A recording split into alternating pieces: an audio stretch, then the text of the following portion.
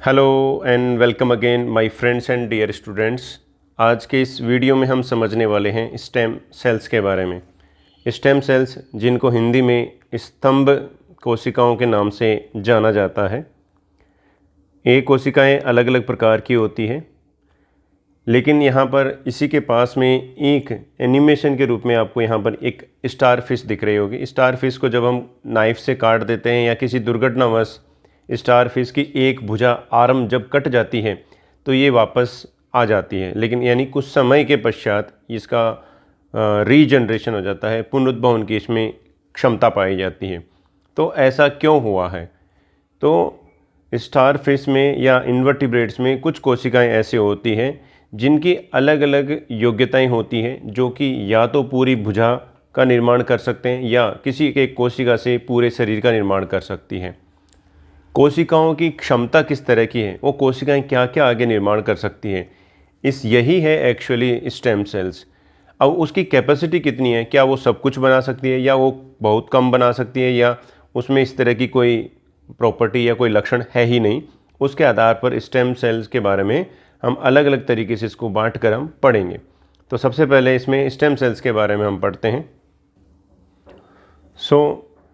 Stem cells होती क्या है, डेफिनेशन को हम समझें उससे पहले इसके एक तरह से इसका हिस्ट्री के रूप में समझते हैं कि हम इसको कैसे प्रीवियस किस फॉर्म में जान सकते हैं, किस रूप में इसको समझ सकते हैं। Stem cells, some animals have ability to regenerate their body parts into whole organism.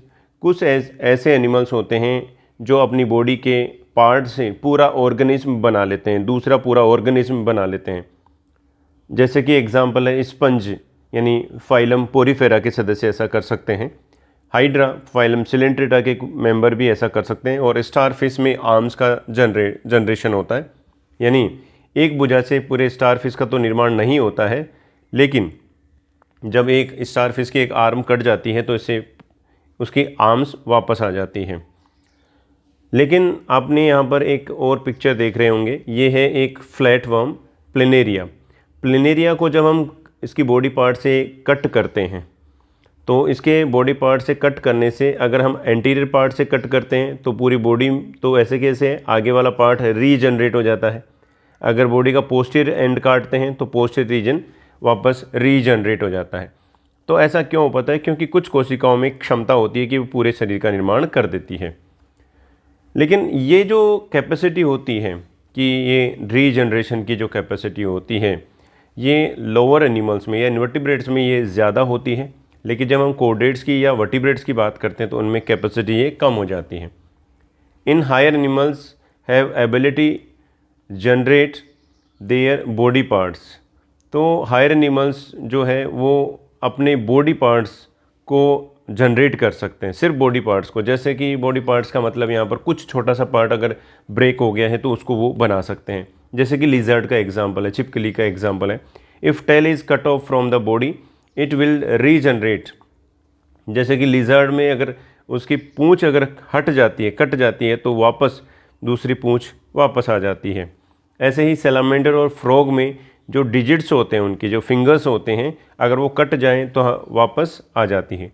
लेकिन ह्यूमन बींग्स में, हमारे में क्या होता है, सिर्फ हमें जो घाव होते हैं वुंड हीलिंग ही हो पाता है, यानी हमारे पास जो कैपेसिटी है वो सिर्फ घाव भरने की कैपेसिटी होती है।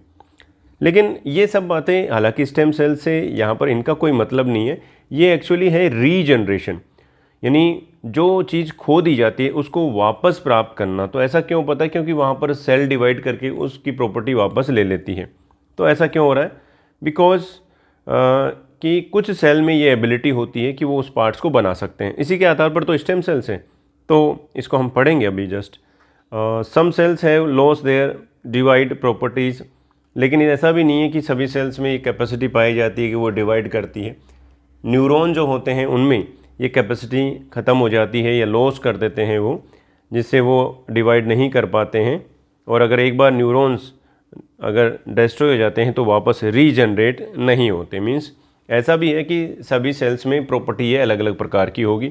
एनिमल्स पर डिपेंड करेगा कि ये किस नेचर की होगी। समझते हैं अब स्टेम सेल्स की डेफिनेशन के बारे में। स्टेम सेल्स जैसा कि इस पिक्चर में आप देख पा रहे होंगे, तो स्टेम सेल्स को हम कई टाइप से पढ़ेंगे। जनरल एक ब्रीफ आइडिया पहले लेते हैं कि स्टेम सेल्स के रिगार्डिंग हम क्या बात करना चाह रहे हैं। आप ये जानते हैं कि oocytes और स्पर्म आपस में जब फ्यूज होते हैं तो जाइगोट का फॉर्मेशन होता है, और इस एक सिंगल सेल से, जिसको हम जाइगोट कह रहे हैं, उससे पूरा ऑर्गेनिज्म बनता है। ह्यूमन बींग्स बन सकता है, जिसका भी वो जाइगोट है उससे उस रेस्पेक्टिव एनिमल्स बनता है। उसके बाद में कुछ ऐसा चेंज होता है उस जाइगोट में, सेल डिवीज़न जो होता है, उसके बाद में उसमें डिफ्रेंशिएशन होता है, विभेदन होता है, और उसके बाद में उसकी जो कोशिकाएं होती हैं उसकी प्रॉपर्टी कुछ बदल जाती है। उस प्रॉपर्टी में क्या बदलाव होते हैं इसको तो हम डिटेल से समझेंगे ही। यानी पहले ऐसी कंडीशन होती है कि वो सब कुछ बना सकती है, फिर उनकी कोशिकाओं में कुछ ऐसी प्रॉपर्टी पाई जाएगी जो सब कुछ तो नहीं बना सकती लेकिन बहुत कुछ बना देती है। लेकिन फिर भी बहुत कुछ कोशिकाएं, उसके बाद में जो उनमें और डिफ्रेंशिएशन होता है, उसके बाद में उनकी पोटेंशियली ऐसे बदलती है कि वो कुछ ही कोशिकाओं का निर्माण कर सकते हैं। और उसके बाद में एक प्रॉपर्टी और आती है जिसमें हम कहेंगे यूनिपोटेंट। उसके बारे में तो हमें पढ़ना है कि वो ये कहते हैं कि सिर्फ सिंगल प्रकार की कोशिकाओं का निर्माण किया जाता है। सो स्टार्ट है स्टेम सेल्स के बारे में। अब हम प्रॉपरली स्टेम सेल्स के बारे में पढ़ते हैं। स्टेम सेल्स को मैं ये कह सकता हूँ अनस्पेशलाइज्ड सेल्स होती है। अनस्पेशलाइज्ड आप ये नहीं कह सकते ये क्या बना रही है, यानी वो सब कुछ बना सकती है। जैसे न्यूरॉन्स हैं, न्यूरॉन्स एक प्रकार की सेल है, उसके बारे में आप पता है कि वो नर्वस सिस्टम का पार्ट है। मसल सेल है वो आप जानते हैं, लेकिन ये किससे बनती है? ये इसका मतलब वो जो सेल्स जो आगे जाकर डिफ्रेंशिएट होती है वो कुछ पहले अनस्पेसिफाई होती है, बाद में वो स्पेसिफाई हो पाती है। So stem cells are cells, stem cells cells ही हैं that have ability to self renew, जो अपने आप को फिर से बना सकती है, and differentiate into different cell types in the body, और बॉडी में डिफरेंट टाइप की सेल में डिफ्रेंशिएट भी हो सकती है। यानी स्टेम सेल में दो प्रॉपर्टी पाई जाती है। एक प्रॉपर्टी पाई जाती है कि वो सेल्फ रिन्यू कर सकती है, यानी अपने आप को फिर से दोबारा बना सकती है। जैसे एक सेल है, इसके पास ये न्यूक्लियस है, ये अगर इस सेल में इस प्रॉपर्टी है स्टेम सेल की, तो ये अपने जैसी सेल्स तो बनाती ही है, साथ में किसी और प्रकार की सेल्स भी ये बना सकती है, जैसे कि दूसरे प्रकार की, इस प्रकार की कोई सेल्स बना सकती है। यानी वो खुद को रिन्यू करती है और डिफरेंट टाइप की सेल्स भी वो बनाती है। तो मैं ये कह सकता हूँ एक मोटे तौर पर कि स्टेम सेल्स की कुछ प्रॉपर्टी होती है। मैं कह सकता हूँ कि ये अनस्पेशलाइज्ड होती है, विशेषीकृत होती है, इनमें कोई विशेषीकृत कैरेक्टर्स नहीं होता है। प्रोलिफरेशन होता है, इसमें आगे बढ़ने की प्रॉपर्टी पाई जाती है। डिफ्रेंशिएशन होने का, जो डिफ्रेंशिएशन की जो प्रॉपर्टी है वो भी इसमें पाई जाती है। और प्लास्टिसिटी भी नेचर इसमें पाया जाता है, यानी परिस्थिति वश उसमें किसी तरह का कोई बदलाव होता है तो वो भी इसमें प्रॉपर्टी पाई जाती है। तो यहाँ पर हम समझ सकते हैं ये एक स्टेम सेल्स के रूप में दिखाया गया है। ये अपने आप को फिर से वापस बना सकती है, इसकी कुछ प्रिकर्सर सेल बन सकती है, उस प्रिकर्सर सेल से अलग अलग प्रकार की कोशिकाओं में ये डिफ्रेंशिएट हो सकते हैं। शायद यहाँ से आपको स्टेम सेल्स के डेफिनेशन समझ में आई होगी। दो इसकी प्रॉपर्टी के बारे में, यानी ये सेल्फ रिन्यूअल करने की कैपेसिटी होती है, इसके अलावा अलग अलग प्रकार की कोशिकाओं को बनाने की क्षमता इसमें पाई जाती है। They are different from other cells because they can divide, क्योंकि इनमें डिवीजन करने की कैपेसिटी पाई जाती है, and renew themselves over a long time, और उनको खुद को रेप्लिकेशन, खुद का नई सेल्स बनाने की, खुद की जैसे ही सेल्स बनाने की कैपेसिटी पाई जाती है। And they can become specialised cells like muscle cells, blood cells and brain cells, और वो अलग अलग प्रकार की सेल्स भी बना सकती हैं। अब यहाँ पर हम दो साइंटिस्ट के नाम समझते हैं, जेम्स स्टिल और सेकंड जो नाम है अर्नेस्ट मैकक्लॉक जो साइंटिस्ट है, आर द टू साइंटिस्ट वो फर्स्ट डिस्कवर्ड स्टेम सेल्स इन 1961। इन्होंने पहली बार स्टेम सेल्स को डिस्कवर किया था 1961 में। कब किया? While studying the effect of radiation on bone marrow, जब वो रेडिएशन का, विकिरणों का बोन मैरो पर क्या प्रभाव हो रहा है इसकी स्टडी जब कर रहे थे। किस पर कर रहे थे? ऑफ माइस, चूहे पर जब ये एक्सपेरिमेंट कर रहे थे। कहाँ पर? At the Ontario cancer institute in Toronto Canada. ये जो प्लेस है, यानी इस इंस्टीट्यूट में कैंसर इंस्टीट्यूट्स हैं, इसमें ये काम कर रहे थे। तब उन्होंने ये देखा कि स्टेम सेल्स प्रेजेंट होती है और इन्होंने कौन सी स्टेम सेल्स को डिस्कवर किया वो आपको पता होना चाहिए।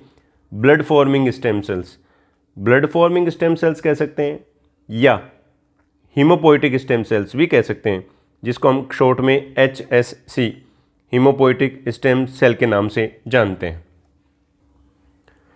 उम्मीद है यहाँ तक आपको पता चला होगा कि स्टेम सेल्स होती क्या है, इसकी पहली बार खोज किसने की थी, कब की थी, किस पर की थी और कहाँ पर की थी। नेक्स्ट हम पढ़ते हैं types of stem cells. Stem sales कितने प्रकार की होती है। स्टेम सेल्स को हम अलग अलग तरीके से डिवाइड कर सकते हैं। Cell potency is a cell's ability to differentiate into other cell type. Cell potency क्या होती है, पहले तो हम ये समझते हैं कि सेल की पोटेंसी क्या होती है, पोटेंसी कैपेसिटी क्या होती है, कितनी उसकी क्षमता है, वो क्या है। इज ए सेल्स एबिलिटी, ये सेल की ही एक एबिलिटी है to differentiate into other type of other cell types, यानी वो अलग अलग प्रकार की सेल्स बनाने की उसके पास में एबिलिटी है, यही उस सेल की पोटेंसी है। कितनी पोटेंशियल, जैसे हम कहते हैं ना कि उसका कितना पोटेंशियल है, वो कितना रिजल्ट लेकर आएगा। तो यहाँ पर भी यही है कि हम उस सेल की कितनी पोटेंशियल है उसमें, इस बेसिस पर इसको डिवाइड किया गया है। The more cell type a cell can differentiate into greater its potency. अगर किसी सेल में ज़्यादा टाइप्स की जो सेल्स को अगर वो डिफ्रेंशिएट कर पा रहे हैं तो हम ये कहेंगे कि इसकी पोटेंसी ज़्यादा है। यानी ज़्यादा टाइप की, ज़्यादा डिफरेंट टाइप की अगर सेल्स को अगर कोई सेल डिफ्रेंशिएट करती है, बना सकती है, तो हम ये कहेंगे कि उसकी जो पोटेंसी है वो ज़्यादा है। इसी बेसिस पर इसको 4 टाइप्स में डिवाइड किया गया है। सबसे पहले है टोटीपोटेंट, नेक्स्ट है प्लूरीपोटेंट, मल्टीपोटेंट एंड यूनिपोटेंट। इस तरह से इनकी पोटेंसी के बेसिस पर स्टेम सेल्स को 4 टाइप से डिवाइड किया गया है। Totipotent, pluripotent, multipotent and unipotent. Hindi में कहें तो टोटीपोटेंट को मैं कह सकता हूँ पूर्ण सख्त कोशिकाएं, यानी पूर्ण सख्त सब कुछ बनाने की कैपेसिटी इसमें पाई जाती है। प्लूरीपोटेंट को मैं कह सकता हूँ अनेकक्षम, बहुत सारी अनेकक्षम कोशिकाएं। मल्टीपोटेंट को कह सकता हूँ मैं बहुक्षम, और यूनिपोटेंट का मतलब एकलक्षम। इसके नाम से भी हमें समझ में आ रहा है, यानी सबसे ज़्यादा पोटेंशियल टोटीपोटेंट में होगा, फिर उसके बाद में प्लूरीपोटेंट में, उसके बाद में मल्टीपोटेंट में एंड देन यूनिपोटेंट में ऐसी कैपेसिटी पाई जाती है। यहाँ पर एक पिक्चर के माध्यम से इस पूरी कहानी को हम समझ सकते हैं। सबसे पहले कहा गया है टोटीपोटेंट क्या होता है। टोटीपोटेंट का मतलब अभी आपको एक ब्रीफ आइडिया के रूप में ये ध्यान रखना है कि टोटीपोटेंट का मतलब वो जो सब कुछ बना सकती है। तो सब कुछ का मतलब है कि जो जाइगोट होता है वो सब कुछ बना सकता है। सब कुछ का मतलब है कि वो पूरा एक ह्यूमन बींग्स तैयार कर सकता है, वो कोई भी ऑर्गेनिज्म बना सकता है जाइगोट। जब स्पर्म एंड oocyte आपस में मिलते हैं जाइगोट का जो निर्माण होता है, तो जाइगोट में सेल डिवीजन होते हैं, उसके बाद में मोरुला स्टेज आती है। जाइगोट से लेकर मोरुला की जो फेज की जितनी भी सेल्स हैं उनके द्वारा पूरा बॉडी बन सकता है, पूरे बॉडी का निर्माण हो सकता है, पूरे शरीर का निर्माण किया जा सकता है। इसलिए उनकी जो प्रॉपर्टी होती है वो टोटीपोटेंट नेचर की वो सेल्स होती है। लेकिन मोरुला के बाद में जैसे ही ब्लास्टुला अवस्था आती है, ब्लास्टुला में क्या होता है, बाहर की तरफ कुछ सेल्स का अरेंजमेंट होता है। ये जो बाहर की तरफ जो सेल्स हैं, इन सेल्स को हम कहते हैं ट्रोफोब्लास्ट सेल्स कहते हैं। बाहर की लेयर की जो सेल्स हैं इनको तो हम कहते हैं ट्रोफोब्लास्ट सेल्स, और अंदर की तरफ की जो सेल्स होती है इनको, जो अंदर की तरफ जो आपको इस तरह से जो दिख रही है, इन सेल्स को हम कहते हैं ICM, inner cell mass, ICM के नाम से जाना जाता है। इन कोशिकाओं में प्लूरीपोटेंट नेचर होता है, यानी ये जो ICM है ये पूरी बॉडी तो बनाती है, लेकिन जो बाहर की जो सेल्स हैं, ये जो ट्रोफोब्लास्ट सेल है, इसके द्वारा एक्चुअली हम पढ़ेंगे इसको भी बाद में किसी टॉपिक में हम पढ़ेंगे। ट्रोफोब्लास्ट से प्लेसेंटा का निर्माण होता है और ICM के द्वारा पूरा ह्यूमन बींग्स बन सकता है, या जिसका भी वो हम ब्लास्टुला जो स्टेज ले रहे हैं उससे पूरी बॉडी बनती है। तो मोरुला से सब कुछ बन सकता है, यानी मोरुला की किसी एक सेल से पूरा ह्यूमन बीइंग बन सकता है, लेकिन आईसीएम से ह्यूमन बीइंग बन सकता है लेकिन प्लेसेंटा का फॉर्मेशन नहीं हो सकता है, यानी इसलिए इसको हम प्लूरीपोटेंट कह रहे हैं। उसके बाद में है मल्टीपोटेंट। मल्टीपोटेंट मल्टीपल, पहले हम मल्टीपोटेंट की बात करते हैं। तो मल्टीपोटेंट यानी वो अलग अलग प्रकार की कोशिकाओं का निर्माण कर सकते हैं, अलग अलग प्रकार की कोशिकाओं का निर्माण कर सकते हैं, इसके एग्जाम्पल भी हम समझेंगे। और यूनिपोटेंट का मतलब जैसे कि स्किन की जो सेल्स है वो सिर्फ स्किन सेल्स बना सकती है, गैस्ट्रो इंटेस्टाइनल ट्रैक्ट की जो सेल्स होती है वो सिर्फ जीआईटी की सेल्स बना सकती है। तो इसके एक एक एग्जाम्पल भी हम पढ़ेंगे। सबसे पहले टोटीपोटेंट के बारे में समझते हैं कि टोटीपोटेंट क्या होती है। आई थिंक ये तो आपको समझ में आ गया होगा। जाइगोट, टोटीपोटेंट नेचर्स जो मोरुला होता है, उसके बाद में प्लूरीपोटेंट, इनर सेल मास भी आपको समझ में आ गया होगा। उसके बाद में ये मल्टीपोटेंट नेचर की हो जाती है और इनसे पर्टिकुलर किसी एक सेल जो बना रही है तो उसको हम यूनिपोटेंट कहेंगे। यहाँ पर फर्स्ट ऑफ ऑल हम इनके टाइप्स देख रहे हैं। टोटीपोटेंट सेल्स का मतलब क्या है? टोटी का मतलब होता है वूल, यानी सब कुछ बना सकती है। These cells can differentiate into all types of the cells, ये सभी प्रकार की कोशिकाओं का निर्माण कर सकती है, including all embryonic and adult lineage, और ये ऑल सभी एम्ब्रियोनिक एम्ब्रियोनिक जो सेल लाइन है उनको बना सकती हैं। इसमें एग्जाम्पल क्या होगा? फर्टिलाइज एग जिसको हम कहते हैं जाइगोट, और early blastomere 8 to 16 cell stage में ये कैपेसिटी होती है, और इस स्टेज को हम कहते हैं मोरुला, यानी मोरुला में या अर्ली ब्लास्टोमियर में ये कैपेसिटी पाई जाती है कि वो सब कुछ बना सकती है। Generate all the embryonic and extra embryonic cells बना सकती है ये। ऐसे ही हमारे पास कुछ और भी एग्जाम्पल है। पोरीफेरा में आर्कियोसाइट्स जो होती है वो भी पूरा स्पंज का निर्माण कर देती है। ऐसे ही सिलेंट्रेटा में इंटरस्टिशियल जो सेल्स होती है उनमें भी ये प्रॉपर्टी पाई जाती है कि वो पूरा एक सिलेंट्रेट्स का निर्माण कर सकती है। यानी आर्कियोसाइट्स और इंटरस्टिशियल्स जो सेल्स होती हैं इनमें टोटीपोटेंट नेचर पाया जाता है, टोटीपोटेंसी पाई जाती है। सेकंड जो है वो है प्लूरीपोटेंट। प्लूरी का मतलब हो गया many. Can difference into all cell type in adult में सब प्रकार की सेल्स का निर्माण कर सकती है, including embryonic stem sales. Embryonic stem sales भी बना सकती है, and induce pluripotent stem cells, और अपने आप को फिर से वापस बना सकती है। एग्जाम्पल क्या है? Embryonic stem cells are demonstrate to generate all type of the cells but lack potential to contribute to extra embryonic cells such as placenta। अभी जैसे मैं बता रहा था कि मोरुला के बाद में जो ब्लास्टुला स्टेज आती है, तो ब्लास्टुला स्टेज में जो बाहर की जो सेल्स हैं उनको हम ट्रोपोब्लास्ट कह रहे हैं। इस ट्रोपोब्लास्ट से क्या बनता है? प्लेसेंटा बनता है। तो जब मोरुला स्टेज होती है तो वो सब कुछ बना सकती है। इसकी एक कोशिका को अगर निकाल कर हम पूरा एम्ब्रियो भी मतलब पूरा ऑर्गेनिज्म बन सकता है, लेकिन इसके बाद की जो अवस्था होती है, ब्लास्टुला जो अवस्था होती है, इसमें बाहर की तरफ की जो कोशिकाएं ट्रोपोब्लास्ट, उससे प्लेसेंटा बनता है। जबकि जो आईसीएम है इनके द्वारा पूरे एक बेबी का निर्माण होता है। तो आईसीएम को हम प्लूरीपोटेंट कहते हैं। वो सब कुछ नहीं बनाती। क्या नहीं बनाती? वो प्लेसेंटा नहीं बनाती, बाकी सब कुछ बनाती है, इसलिए उसको प्लूरीपोटेंट कहते हैं। उसके बाद में हम बात करते हैं मल्टीपोटेंट। मल्टीपोटेंट का मतलब सेवरल टाइप की जो सेल्स बनाती है। Multipotent stem cells have ability to differentiate into all cell types within one particular lineage। इसमें जो मल्टीपोटेंट स्टेम सेल्स जो होती है उनमें बहुत प्रकार की सेल्स बनाने की कैपेसिटी होती है। अब यहाँ पर ये वर्ड इस्तेमाल किया गया वन पर्टिकुलर लीनिएज।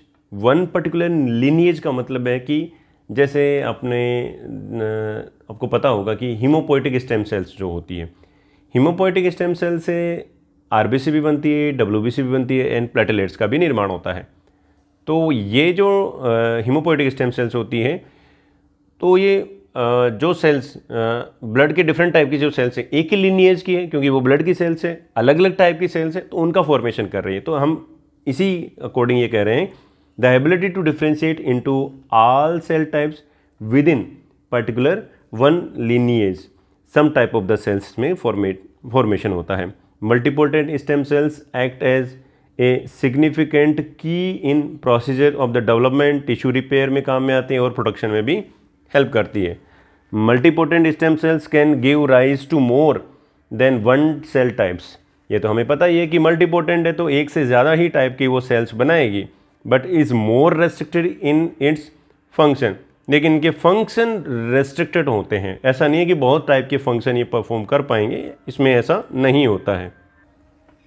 इसको हम एग्जाम्पल के माध्यम से भी समझ सकते हैं, जैसे कि a mesenchymal stem cells can develop into the bones, muscles और कार्टिलेज, कि एक मेसेनकाइमल स्टेम जो सेल्स होती है उससे बोन का भी फॉर्मेशन होता है, हड्डियों का भी निर्माण होता है, मसल का भी निर्माण होता है और कार्टिलेज का भी निर्माण होता है।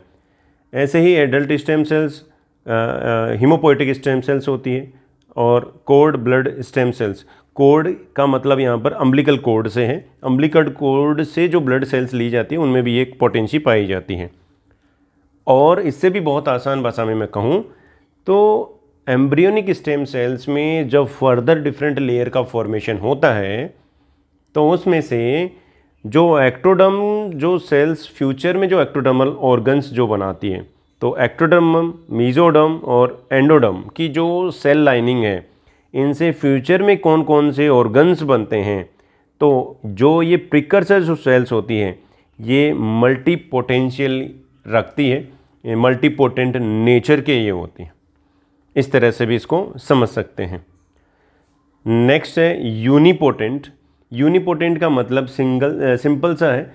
Unipotent stem cells differentiate along a single lineage of the cells, और बेटर मैं कहूँगा कि single type of the cells, यानी सिर्फ सिंगल एक ही टाइप की सेल्स ये बना सकती है, single types of the cells बना सकती है। A muscle cells have ability to self renew but only into a specific type of the muscle cell. जैसे स्केलेटल मसल्स की सेल्स है तो स्केलेटल मसल्स ही बनाएगी, वो स्मूथ मसल्स नहीं बनाएगी। फिर out of all stem cells it has the lowest differentiation potential. ये तो बेसिकली आपको पता भी चल रहा है कि यूनिपोटेंट स्टेम सेल्स होती है, ये एक ही टाइप की बना सकती है, तो इसमें सबसे कम डिफ्रेंशिएशन टाइप की जो सेल्स है वो बना सकती है।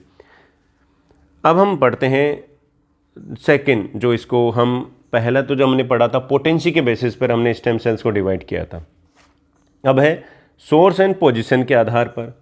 वैसे तो आपको मेन फोकस आपको इनकी पोटेंसी के बेसिस पर आपको ध्यान में रखना है, बट फिर भी आपको ये भी ध्यान रखना है कि सोर्स और पोजीशन के बेसिस पर, यानी सोर्स यानी हमें कहाँ से प्राप्त हो रही है वो, और वो उसकी लोकेशन क्या है, उसके बेसिस पर भी इनको डिवाइड किया गया है।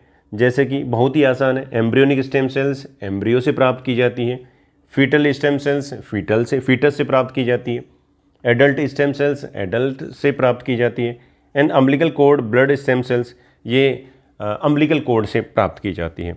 तो इनको समझें कि फीटस क्या होता है, एम्ब्रियो क्या है, एडल्ट क्या है। इनको समझने से पहले एक हम बात समझते हैं, नॉर्मल सी बात, कि हमें पता होगा शायद पहले तो जाइगोट से आप जानते हैं, जाइगोट से बनता है आगे एम्ब्रियो, एम्ब्रियो के बाद में बनता है फीटस, फीटस के बाद में इन्फेंट यानी बच्चा जन्म लेता है।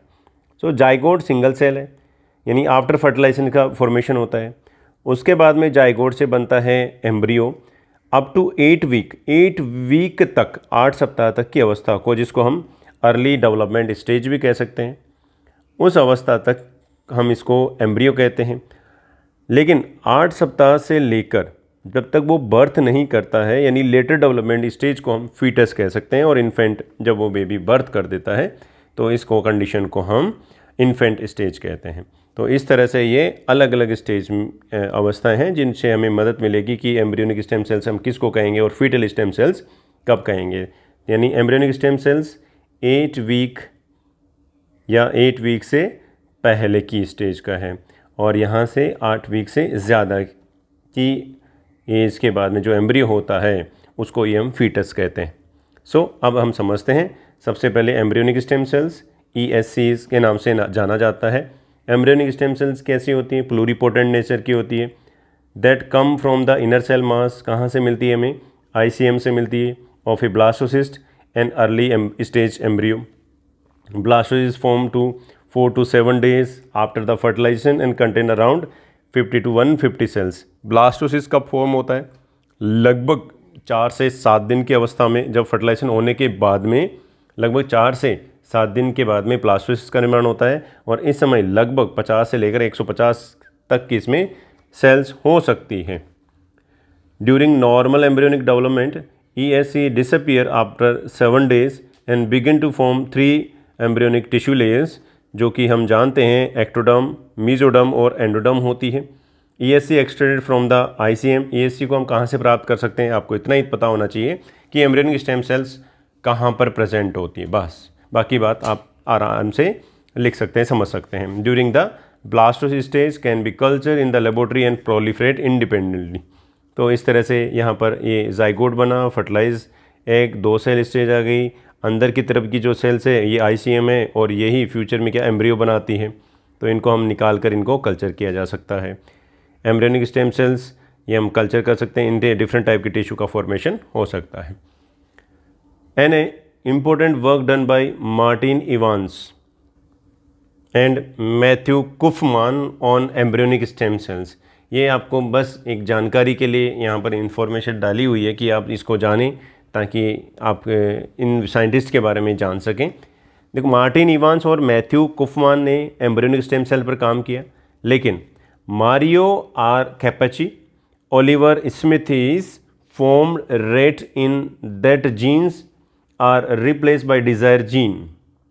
These are called knockout mice. यानी नॉकआउट माइस का जो निर्माण किया गया था ओलिवर स्मिथीज और कैपेची के द्वारा, नॉकआउट माइस का निर्माण किया गया था। अब नॉकआउट माइस क्या आ गया, इसके बारे में तो कभी हम अलग से पढ़ेंगे, बट अभी समझने के लिए इसको हम ऐसे समझ सकते हैं कि किसी भी एक माउस में एक जीन को रिप्लेस करके कोई दूसरी जीन जब उसमें इंसर्ट कर देते हैं, यानी जीन जो हमारी डिज़ायर जीन का उसको अगर हमने किसी माउस में इंसर्ट किया है, यानी उस तरह के माउस को हमने बनाया है, तो उस माउस को हम नॉकआउट माउस कहते हैं। Martin Evan, Mario R Capecchi and Oliver Smithies got the Nobel prize in the physiology and medicine in 2007। 2007 में फिजियोलॉजी और मेडिसिन का जो नोबेल पुरस्कार इन साइंटिस्ट को मिला था, इसलिए आप इनके बारे में ध्यान रखेंगे। आप एक और है जो आपको पता होना चाहिए, कई बार ये फुल फॉर्म पूछी जाती है, IPS, induced pluripotent stem sales. यानी जब हम स्टेम सेल को बनाने के लिए इंड्यूस किया जाता है और उनका नेचर कैसा होता, प्लूरिपोटेंट नेचर का, यानी induce pluripotent stem cells. Shinya Yamanaka and John Gurdon got Nobel prize in 2012। 2012 में इन 2 साइंटिस्ट को, Shinya Yamanaka and John Gurdon को नोबेल पुरस्कार मिला था। इन्होंने इंड्यूस प्लूरिपोटेंट स्टेम सेल का निर्माण करवाया। अब ये थे एम्ब्रियोनिक स्टेम सेल्स के बारे में। उसके बाद में फीटल स्टेम सेल्स, इनको कहाँ से प्राप्त किया जाएगा, ओबियसली आपको पता चल गया होगा। These cells are extracted from a fetus, इनको फीटस से प्राप्त किया जाएगा। And can be harvested from an embryo after 8th week. 8 week के बाद के जो एम्ब्रियो होते हैं उनसे हमें इसको प्राप्त किया जा सकता है। Fetal stem cells are cells that come from a fetus and can divide, proliferate and provide progenitor cells that can differentiate into specialized cells. Fetal stem cells may be taken from the fetal blood, ये fetal blood से ली जा सकती है, bone marrow से ली जा सकती है, और other fetal tissues such as livers, kidneys and primordial germ cells। यानी fetus से कहीं से भी इन सेल्स को प्राप्त किया जा सकता है। fetus के लीवर से प्राप्त किया जा सकता है, fetus के किडनी से प्राप्त किया जा सकता है, उसके जर्म सेल से, प्राइमोडियल जर्म सेल को प्राप्त किया जा सकता है। क्योंकि इनमें क्या नेचर होता है, इनमें डिवाइड करने की, इनमें प्रोलिफरेट करने की और डिफरेंट टाइप की सेल में डिफ्रेंशिएट होने की प्रॉपर्टी पाई जाती है। बस जस्ट आपको नाम ध्यान रखना है।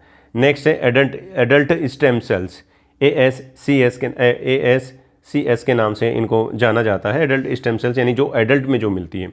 The stem cells obtain from the baby after birth after the embryo stage are called the adult stem cell.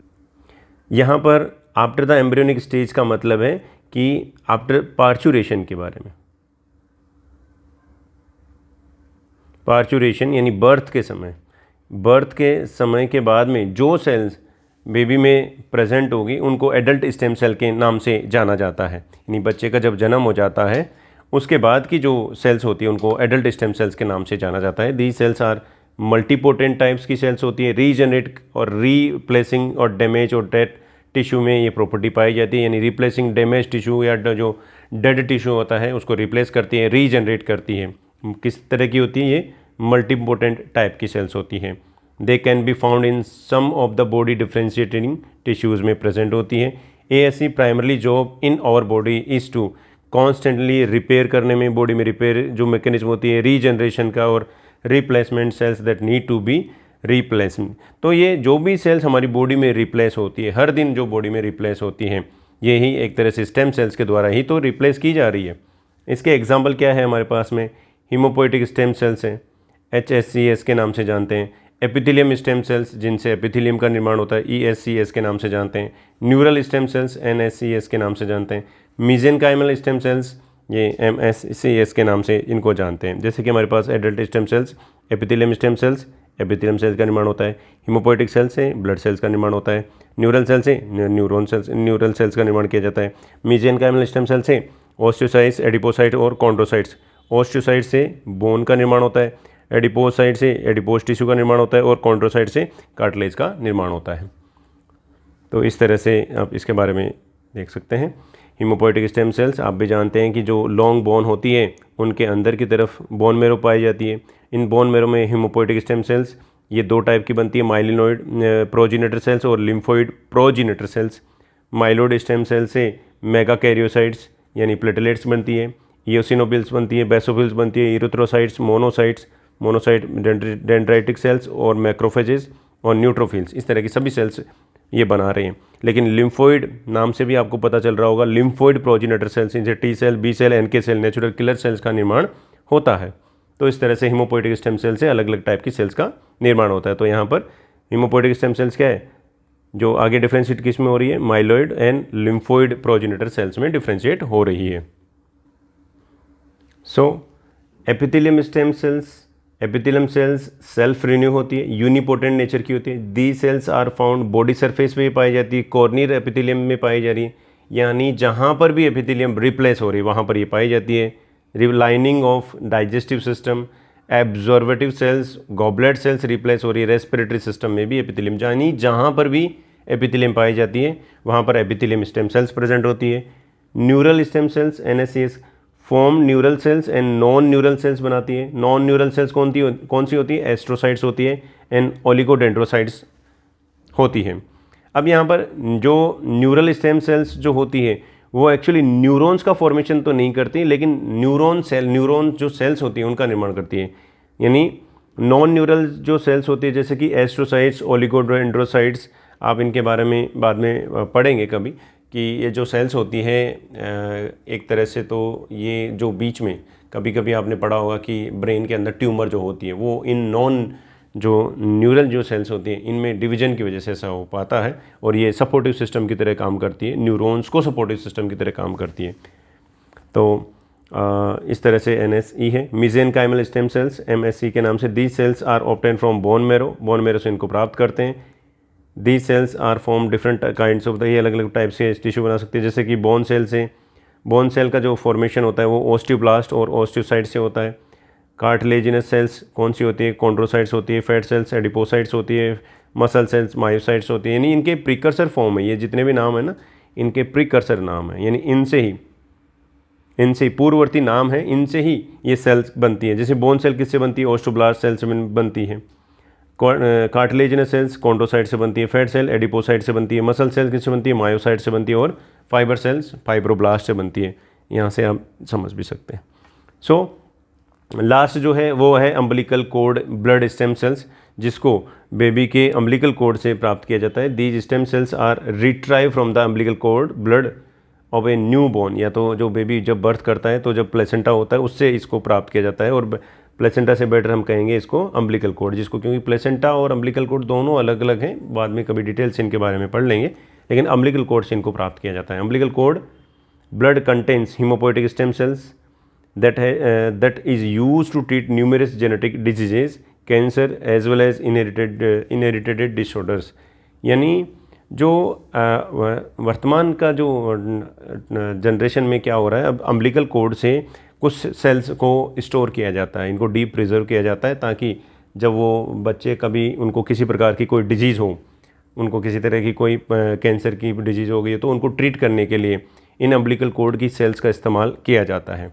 यानी आने वाले समय में एडवांस टेक्नोलॉजी और भी इसमें और भी काम बढ़ रहा है, तो यहाँ इनकी जो सेल्स है वो इनके पास में भी पोटेंसी पाई जाती है जो डिफ्रेंशिएट करने की कैपेसिटी रखती है।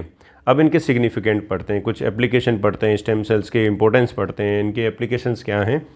सो treatment of disease, stem cells का कई प्रकार की बीमारियों को ट्रीट करने में इस्तेमाल किया जाता है।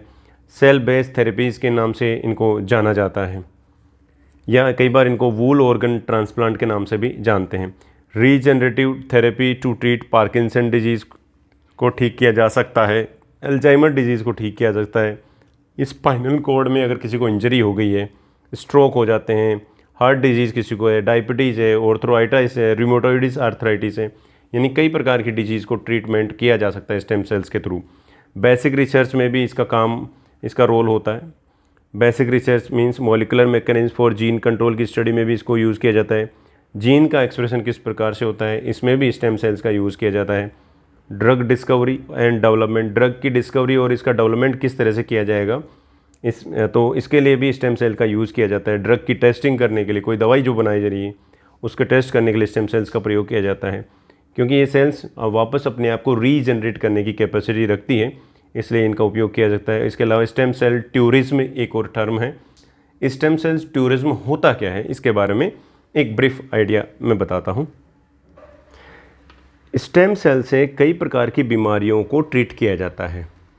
अब स्टेम सेल्स जो है उसकी बहुत ज़्यादा प्राइस होती है, लेकिन इंडिया में, भारत में स्टेम सेल्स की जो थेरेपीज़ होती हैं वो बहुत ही कम दाम पर होती है और विश्वसनीय भी होता है। हम उस पर बिलीव भी ज़्यादा होता है, क्योंकि इसमें किसी प्रकार की कोई हेराफेरी नहीं होती है। तो विदेश से, कई फॉरेन कंट्री से इंडिया में लोग आते हैं और स्टेम सेल थेरेपी करा के जाते हैं। तो मैं कह सकता हूँ स्टेम सेल से संबंधित कुछ भी जो ट्रीटमेंट होता है उसको भारत में प्रोत्साहित किया जा रहा है, और यहाँ पर सस्ता होने से इसको एज ए टूरिज्म के रूप में इस्तेमाल किया जा रहा है। तो इसलिए वर्ड इस्तेमाल किया गया स्टेम सेल टूरिज्म, क्योंकि स्टेम सेल्स जो बाहर पर्यटक जो आ रहे हैं उनको ये ट्रीटमेंट दिया जा रहा है, तो हम ये समझ सकते हैं।